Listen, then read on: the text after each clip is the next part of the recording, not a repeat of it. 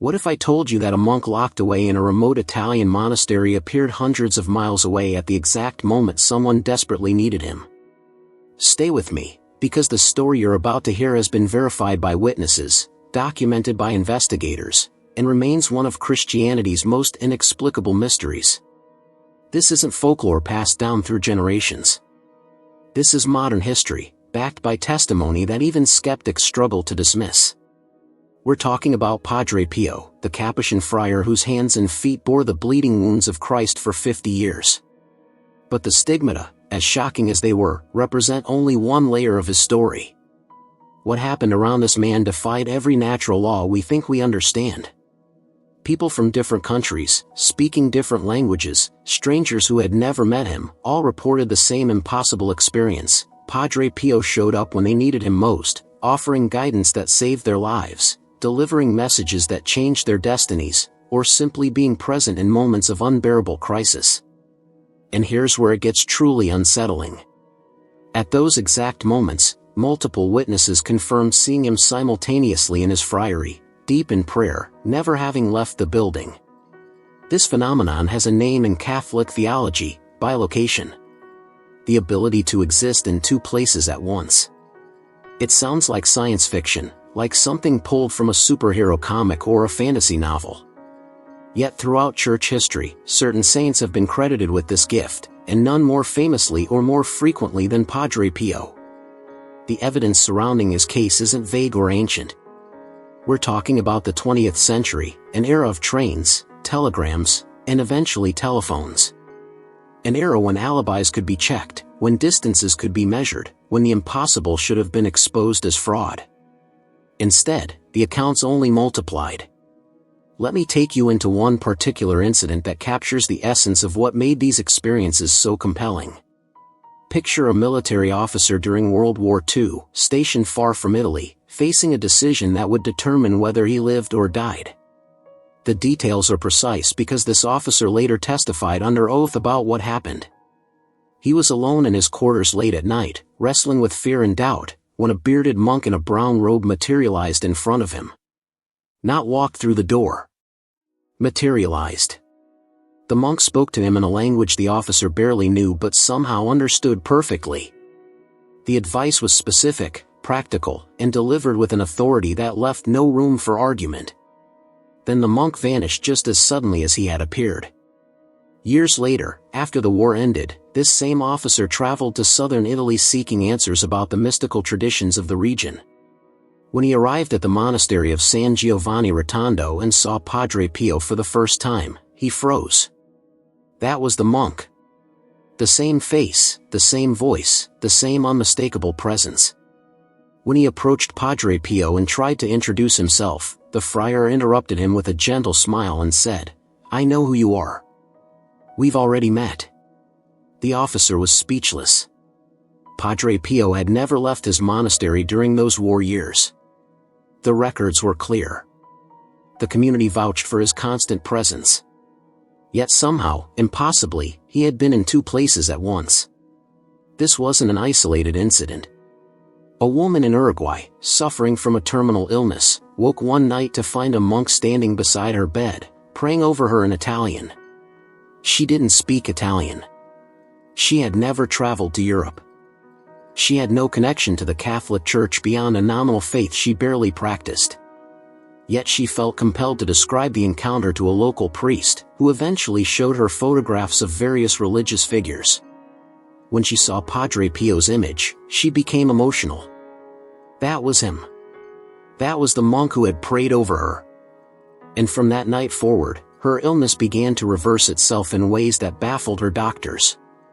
Another account comes from a priest serving in a remote parish who received an urgent visit from a friar he didn't recognize, warning him about a specific spiritual danger threatening his congregation.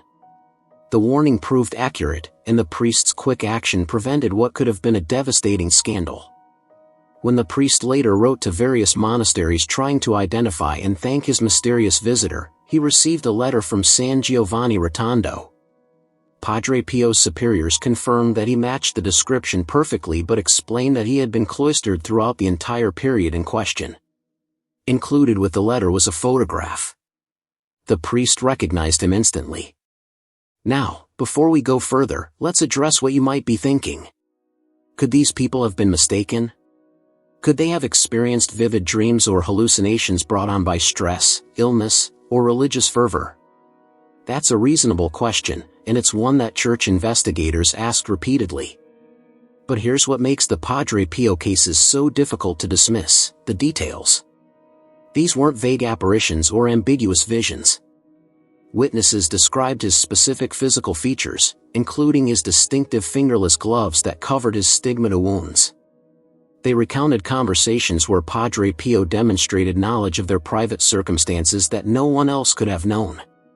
And in many cases, these encounters led to tangible, verifiable outcomes. People changed their plans, avoided disasters, reconciled broken relationships, or experienced spontaneous healings.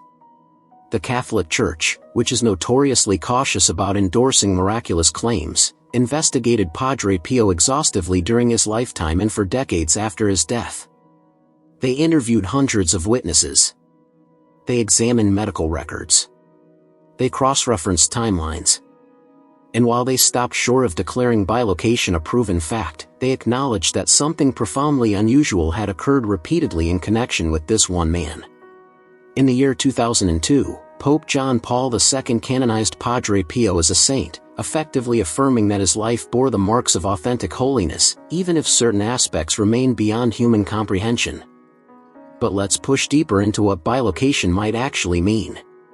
If we set aside our modern materialist assumptions for a moment and consider the testimony of mystics throughout history, bilocation isn't about a physical body somehow dividing itself or teleporting. It's described more as a spiritual presence becoming so intense, so concentrated, that it manifests in physical form wherever it's needed most. Think of it less like a magic trick and more like a soul operating beyond the normal constraints of space and time.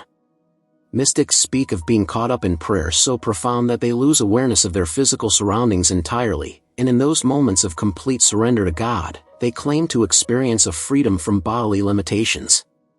Padre Pio himself rarely spoke directly about these incidents.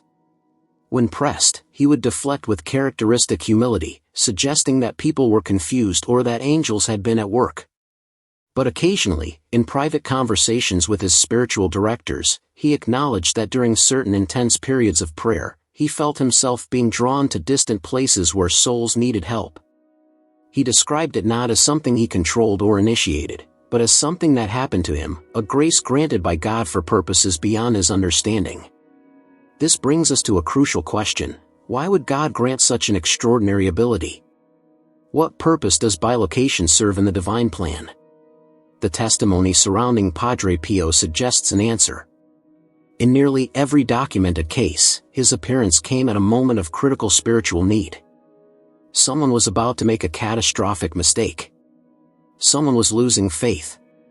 Someone was dying without reconciliation. Someone was under spiritual attack and didn't know how to fight back. Padre Pio's mysterious visits weren't random or showy. They were targeted interventions, divine mercy made visible at the exact instant it was needed most. Consider what that implies about how God sees us and cares for us. If these accounts are true, they suggest that no one is too far away, too forgotten, or too lost to be reached. They suggest that prayer can transcend physical barriers in ways we barely comprehend. They suggest that the communion of saints, that ancient Christian doctrine about the spiritual connection between believers on earth and those in heaven, might be far more dynamic and real than we typically imagine. Now, I know some of you watching this are skeptics, and that's okay. Skepticism is healthy. It keeps us from falling for every piece of religious propaganda or emotional manipulation that comes our way. But here's what I'd challenge you to consider: the phenomenon surrounding Padre Pio isn't based on a single uncorroborated story from a credulous believer in a pre-scientific age. We're talking about dozens of separate incidents, reported by people from different backgrounds, many of whom were initially skeptical themselves, all describing consistent details, all investigated by people who had every incentive to debunk the claims if they could. At what point does the cumulative weight of testimony demand that we take it seriously, even if we can't explain it? And for those of you who do believe, who see in Padre Pio's life a glimpse of the miraculous breaking into our ordinary world, what does his example call us to? I'd suggest it's a call to deeper prayer, to the kind of radical surrender that made Padre Pio available to be used by God in ways that defied nature itself. It's a reminder that holiness isn't just about following rules or maintaining respectability. It's about becoming so transparent to divine love that the impossible becomes possible through you. The story of Padre Pio's bilocation forces us to confront a fundamental question about reality. Is the material world all there is? Are we just biological machines operating according to fixed physical laws in a closed system?